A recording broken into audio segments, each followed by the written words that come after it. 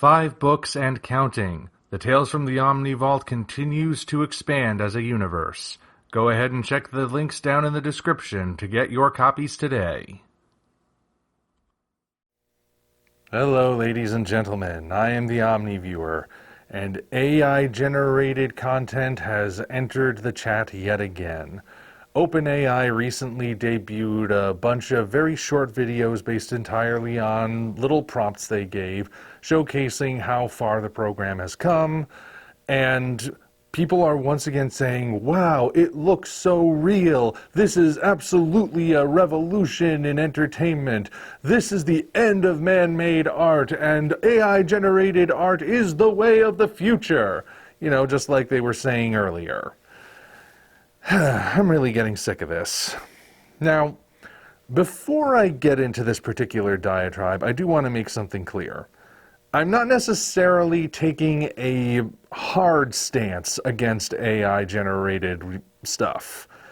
The thing is, I've heard the argument made that it can be used as a tool, like a way to sort of get the ball rolling or to make something quick if you're on a budget, or something that will provide inspiration, things like that. And I can kind of see the value in that, even though I myself am not likely to ever use something like that myself. I find that I don't need it. I can find plenty of inspiration in the world around me. But if somebody does need that sort of thing, well, maybe for that person it would be necessary. Also, I have seen some stuff that uses AI-generated material as a portion of their final work.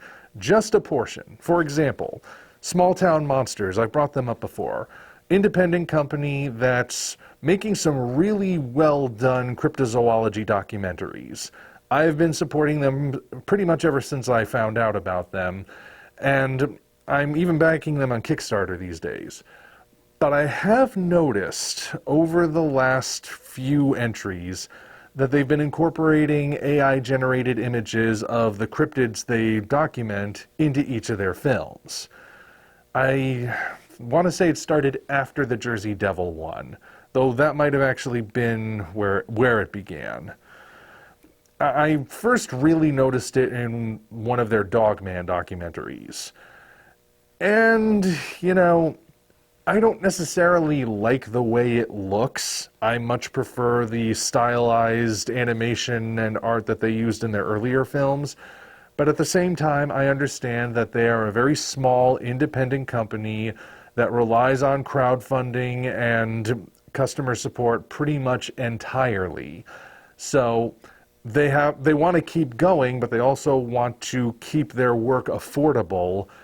And the way I look at it, I think, well, if using a couple of AI-generated pictures in your documentary is how you come in under budget and are still able to move forward and keep things going, then I guess I'll count it as a necessary evil. Most of the film is still these guys going out to the locations, meeting the real people, and actually making a proper documentary. So a handful of AI images sprinkled throughout. Again, I don't necessarily like the way it looks, but I'm not going to chastise them and stop supporting them just because of that. If I ever found out that they did an entire documentary with AI generation and that none of it was real, not even the stuff they were talking about, then maybe I would consider dropping them. But for now, I don't really see the issue. Or there was the Godzilla analog horror series, The Man in the Suit, by Unknowingly. He got a lot of backlash when it was discovered that some AI-generated images were used within. Now, the fact that it got so much backlash just on the principle of it being AI, I think is significant. That being said, I don't think he deserved it. It's just this little project that this kid is doing, mostly for fun, because it's not like it's an official thing. I don't think Toho would ever actually let him make money from it. And if he is, I mean, he's basically only doing that because Toho maybe doesn't know about it yet. But at the same time, like, the rest of it, there's like a mix of stuff that is original, stuff that already technically exists that he's remixing, and some AI stuff. So I'm not going to hold that against him. He's just starting out from the looks of it. Whatever, right? So that's where my stance is. Like I said, I don't intend to use AI anytime soon. I think it would have to be a very desperate situation for me to even consider it. But I'm not going to necessarily lash out against people who use it as a tool, as a necessary thing given their circumstances. Where I take umbrage is with the people who say that AI is going to replace people like me, or people who say that because they let an AI program make the whole thing for them based on a couple of prompts that they happen to enter in, that makes them an artist on the same level as someone who can paint or write or make a movie or something like that. You know, the old-fashioned ways. That is where I draw the line. I especially don't like when those people get on their high horses and pretend that this is somehow altruistic. Like they're taking art back to the masses and wrenching it from the grip of the elites. Or this is the Industrial Revolution and you should not stand in its way because this is positive progress. No, that is a complete misrepresentation. I mean, I suppose you could look at it like AI is the Industrial Revolution and people like me are the horse-drawn carriage drivers who are trying to stand in its way. Myself, I look at it more like I'm the guy who knows all of those sci-fi novels about dystopian futures and mad scientists were cautionary tales and not instruction manuals, and that we shouldn't be trying to accomplish the dystopian future that they all warned about. But hey, maybe I'm biased. The point is, I still do not believe that AI is going to replace me. And I am here to tell you exactly why. Okay, so about this whole taking art back for the people thing, AI bros, you're not the first to even try it. That's a thing that's happened many times before. I specifically think back to the Dadaist movement. Dadaism was also founded on the idea of reclaiming art for the people, doing away with artistic elitism. And it did so by claiming that the only criteria for something to be called art is for something to be made by a person that doesn't serve a function but is more, aesthetic in nature. So that way, anyone could potentially be an artist. Problem is, that removed talent from the equation, which basically led to a lot of people just taking actual piles of garbage, putting them on pedestals and saying, look, I made a sculpture. Or making a bunch of random noises that had no rhythm or any sort of melody or lyrics and then saying, did you like my song? It wasn't really a movement that people liked, despite the altruistic claims about reclaiming art from the elites. Unfortunately, Dadaism did kind of leave its mark because you could argue without it we wouldn't have postmodern art or performance art. But either way, Dadaism itself did eventually die out. It's still known. I'm sure you can still find a few eccentric types who claim that they are the last living Dadaists. But Dadaism itself didn't actually work the way it was supposed to. In fact, given the progeny it spawned, you could say it just shifted where the artistic elitism put its focus on. But then there's this Industrial Revolution claim. This circles around to the claim that automation is ultimately good. And look, I get the pro-automation argument, but I don't think it really applies here. The idea behind the pro-automation argument is that if we have the machines doing the remedial jobs or the labor-intensive jobs or even the dangerous jobs, that means humans don't have to do them. And since humans won't have to worry about doing those things anymore, they will be free to make other pursuits, to do things that they otherwise might not have had the opportunity to do. The best summary of it is the robots will do the blue-collar jobs so humans can do the white-collar jobs. And the white-collar jobs include stuff like pursuing the sciences or pursuing the arts. You can already see the problem, I'm sure. If we're introducing automation into the white-collar pursuits as well, then what exactly is the point of pursuing them? Here's the crazy thing. People actually like to work.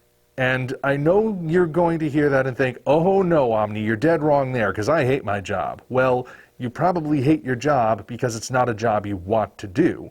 If there was some work out there for you that you enjoyed, that you were passionate about, and you could get paid for doing it, I'm sure you wouldn't be minding it at all. And that's the thing. We like to work, but we like to work on things that we're passionate about. And again, that ties into the whole, let's let the robots do all the blue-collar stuff, the stuff that nobody wants to do, so that everybody can do the stuff that they want to do. However, doing the stuff you want to do still means you have to work at it. Ask anyone in arts and entertainment if what they do is easy. And if you find someone who says yes, I guarantee you that person is lazy and doesn't actually produce good work. Because doing this sort of thing is not easy. I'm sure you've heard the old saying, if it were easy, anyone would do it. Well, that is the truth. There are certainly people who take naturally to a particular field, like some people can just write a story with ease. No prompts, no outlines, no idea of what's going to happen, and somehow they get it so good on the first draft that they only need to make a few alterations as they go on. 2 or 3 drafts tops. There are people who know exactly where to put a camera in order to get the best possible picture or scene for a movie. There are people who can take a paintbrush and some paint, and with only 3 colors, make the most beautiful landscape you've ever seen. Those people certainly have talent, but that doesn't mean they're just cruising through life. They are putting a lot of effort into their work. They probably had to do a lot of practicing in order to get to the point where they are that good. Then along comes this AI crowd, whose entire method involves typing in a couple of keywords and then letting a machine generate everything for them, and then they say, look, I made something. I got news for you. That's not called making art. That's called outsourcing. Let me make it plain for you. I've got a book currently in the works as of this posting. As it's going through what will hopefully be its last round of proofreading and revisions, I'm going to have to find an artist to make a book cover, because I want it to be a really good book cover, and I know my own drawing skills aren't necessarily up to it. I'm going to find an artist who can work at a reasonable rate in the genre I'm looking for, and naturally I'm going to pay that person and credit that person in the book. But that's the key, right? I have to credit them. If they did this for me, I paid them and everything, but then I just said, look, this is the book cover I made, aren't I an amazing artist for doing this? And it was found out that someone else did the image instead, well, that would destroy my reputation, would it not? It's the same thing, only you're not outsourcing to a person, you're outsourcing to a machine, and then still claiming you did the work. And no, adding a few different lines and touch-ups to an image that was already 100% completed when you got it does not make you the artist. If I took a Rembrandt and I drew a few lines on it and painted over them and said, look, I made a painting, does that mean I actually made a painting? Would I really fool anyone? Well, I suppose I might fool someone who hadn't seen a Rembrandt before, but everyone else, they'd know the orifice from which I was speaking was not my mouth. There's also the fact that audiences are drawn to arts and entertainment specifically because it was made by someone. Think about this.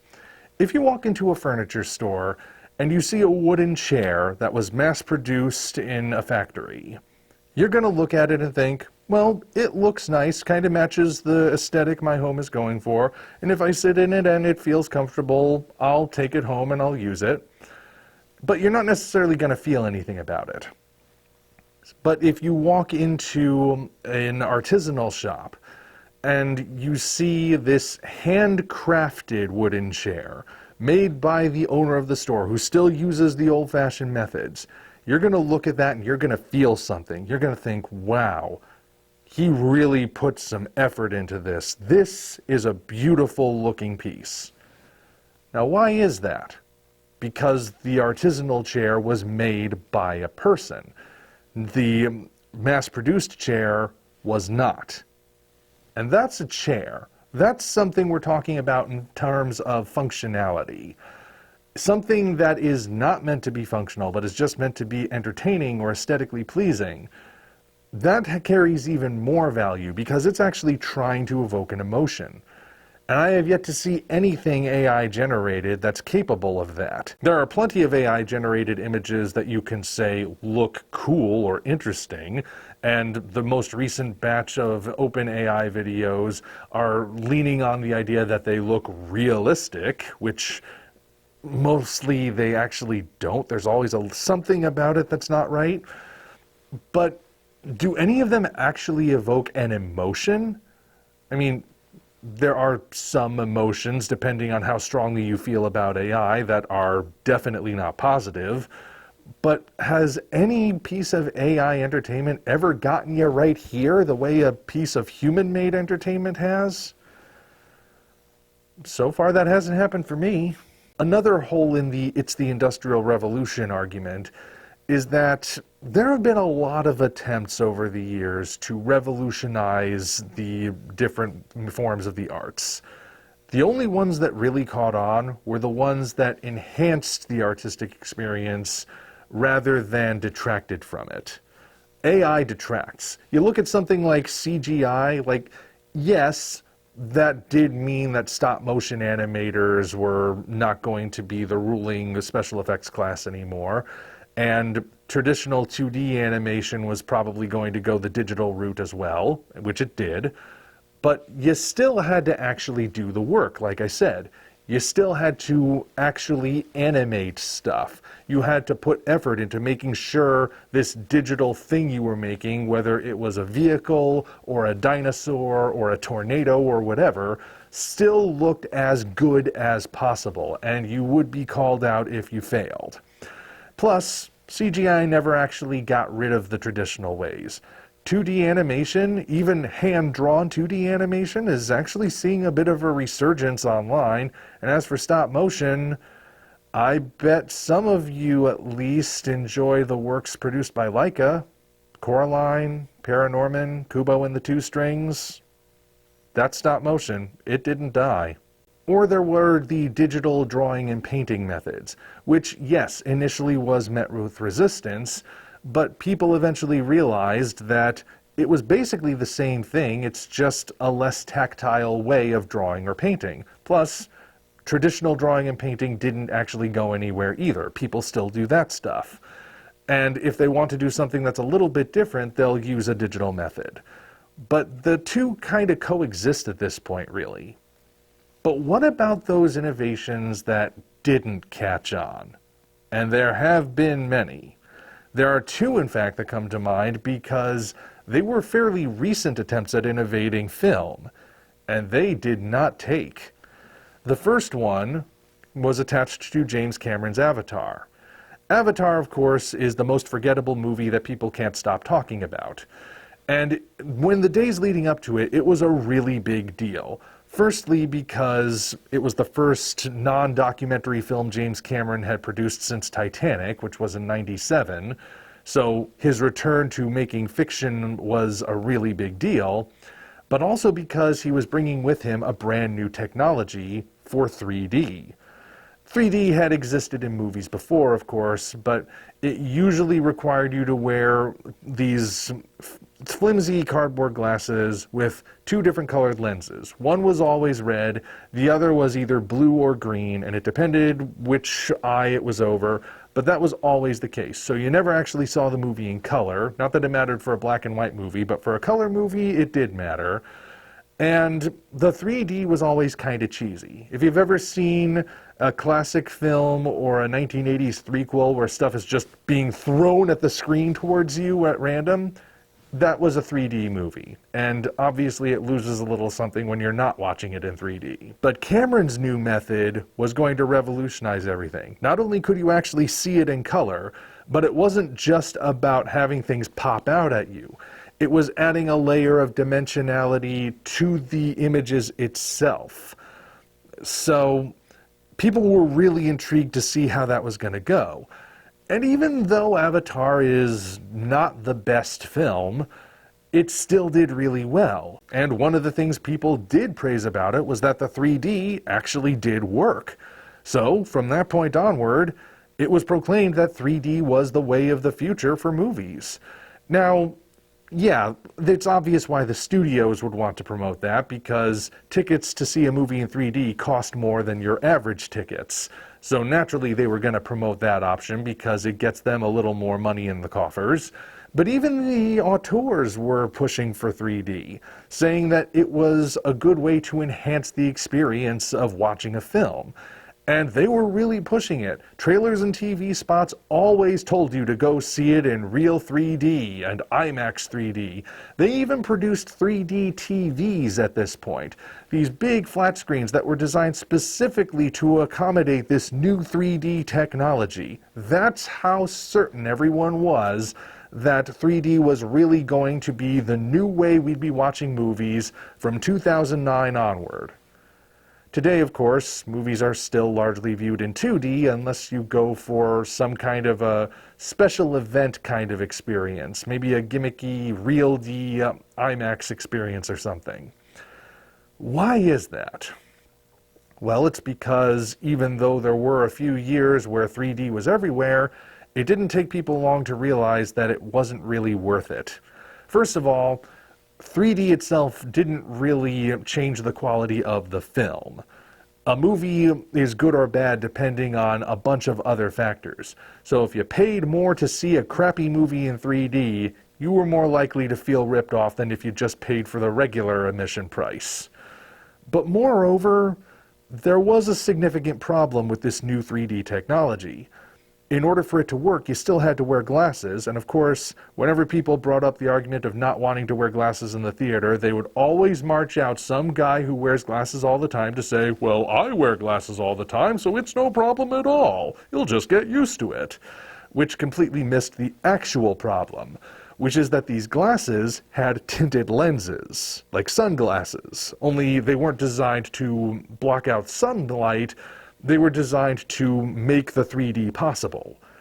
This meant that the image was always going to be slightly darker if you watched it in 3D. And that was a problem depending on the lighting. I can speak from experience on this. I saw the first Thor movie in 3D in theaters. Well, I say I saw it. I can more accurately say that I was sitting in the theater looking at the screen, but a good chunk of the time I couldn't tell what was going on. The Jotunheim scenes were the worst, let me tell you. Jotunheim, the realm of the frost giants, that was designed to be very dark, heavy shadows, blue lighting. You can't really see much. There's no apparent sun in the sky, and that's supposed to contrast with the bright and glorious gold of Asgard. A good choice, technically, to make this ominous realm. But if you're watching it in 3D, oh boy. I remember sitting in the theater during those scenes and thinking, well, it sure sounds like something exciting is happening. I wonder what it is, because all I can see is just indistinct dark gray blobs moving around, with occasional flashes of some kind of muted color, but I can't really tell. And that was just the one movie. There were plenty of other movies that would have suffered the same problem. So, the options are pay regular price to go to a movie in the traditional way, but you can actually tell what's going on, or pay a higher price for the privilege of having a bunch of indistinct murky blobs shoved in your face. I'll take most obvious choices in the world for $700 to clear the board, Alex. People just naturally decided they didn't like this particular method. 3D just wasn't for them. It wasn't worth the price of admission, so they stopped going to see 3D movies. And very gradually, this way of the future was phased out of regular use. These days, like I said, unless you're going to a very specific kind of event, you're going to see a movie in 2D, because the 3D technology, not there anymore. And that was one particular method. And really, it was just the latest attempt to do 3D movies again, which that seems to be a cyclical thing if you look at film history.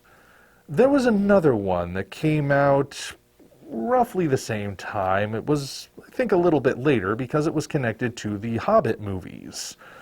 The live-action ones, that is, not the older animated ones.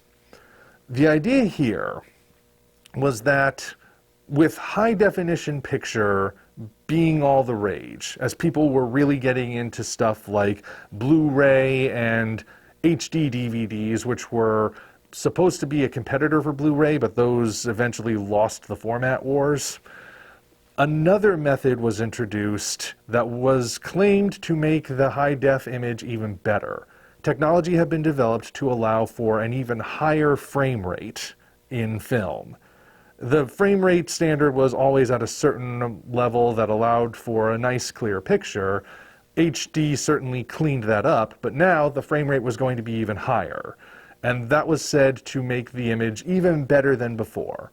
One way I saw it described was that if HD video is like looking through a nice clear window, watching an HD video with this higher frame rate is like removing the window and having a completely unobstructed view of what you're looking at. Interesting claim, but it didn't catch on at all.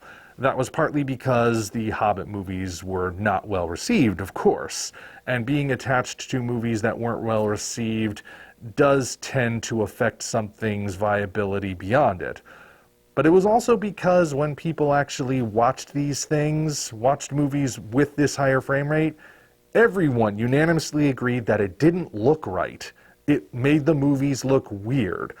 I can't speak from experience on this, but I do remember one person who saw one of those Hobbit movies with the higher frame rate said, well, how did he put it? As he described it, at a normal frame rate, the dwarves of Middle-earth look like dwarves. At the higher frame rate, the dwarves of Middle-earth look like guys with prosthetics glued to their faces. Apparently it was too clear. So, that method was also scrapped very quickly. So quickly, in fact, I bet most of you hadn't even thought about it in a long time, if you even heard about it at all. That all speaks to the idea that people like tradition when it comes to their movie viewing experiences. They're not necessarily against certain innovations, of course, but if it's something that fundamentally changes everything, like from the ground up, like the 3D stuff, like the higher frame rate, and like AI, they're not going to take to it because you're messing with something that they find very familiar, and nobody likes having the familiar messed with. All of this is, of course, to say that I still don't believe that people like me are going to be replaced with AI. AI will likely find its place as a tool for some people, but I don't think it's going to take over the way people are claiming. Of course, when I voice that opinion, I'm obviously met with resistance, with people calling me redundant and obsolete. In fact, in the comment of a completely different video on a completely different channel on this subject where I voiced this opinion, someone called me exactly that, while also asking, what can I possibly do that a machine or computer cannot do better? Now, this is the weird part. I replied to that comment. I swear I did. But when I went to check back later, it had vanished. So I replied again, and I screen capped it this time so I would have evidence that it actually existed. And when I checked back later, it had also disappeared. So that's a little creepy. Apparently there's some kind of Skynet force on YouTube that doesn't like what I'm saying in there. But I'm going to repeat it here, and I'm actually going to add a little to it because I've thought of some other things since then. And if this video winds up disappearing too, then we'll know something's up. But here's my answer, And I think it's a pretty good answer, which is why I'm disappointed that the answer initially didn't take. So, what can I do that a machine or computer can't do better? Well, for starters, I can draw a hand with the correct number of fingers on it on the first try. But there are other things as well. I can also come up with characters and settings and even words that have never existed before. I can think for myself and draw my own conclusions rather than respond in a way that I was programmed to do. I can go outside and not just observe, but actually appreciate and find inspiration in the sublime beauty of nature. I can turn the machine or computer off, unplug it, or remove its batteries, and leaving it without power, and it will remain off until such time as I decide to turn it back on and restore that power. You know, if I even choose to do that. I can write a story that is beloved by my audience, not because it's innovative or trendy, but because it gets to them on an emotional and spiritual level. And of course, I can provide a genuine source of human love and support for the people in my life that I care about. If those are the traits of redundancy and obsolescence, then I shall wear both of those labels proudly. In fact, I'll even give myself a new label, or one that I'm gonna borrow from the natural world. I will call myself in this scenario a coelacanth. Why a coelacanth, you may wonder? Because even as every other life form around it went extinct and was replaced by something else, and even as the environment fundamentally altered all around it, it remained the same, just continuing to do as it always did, unchanging, and the world considers it miraculous for it. I think that's a pretty good role model. In fact, I'm going to make a bit of a prediction right here, and this is partly based on conversations I've had with other people where we've all been talking about this whole subject, and we all pretty much have come to the same conclusion. And it's going to go something like this. You see, even though the claim about AI is that it's going to return entertainment to the hands of the people, we already know for a fact that Hollywood is very much aware of AI and want to implement it. Do you remember the strikes that the writers and actors held back in 2023? Yeah, I don't blame you. No one really cared about those. But one of the things they were protesting about was the studio's decision to move towards using AI. It wasn't the only thing, but it was one of the things. So the studios already know that AI exists and they want to implement it somehow, which naturally the people whose jobs are in Hollywood and they're not executives, they're not too keen on that idea.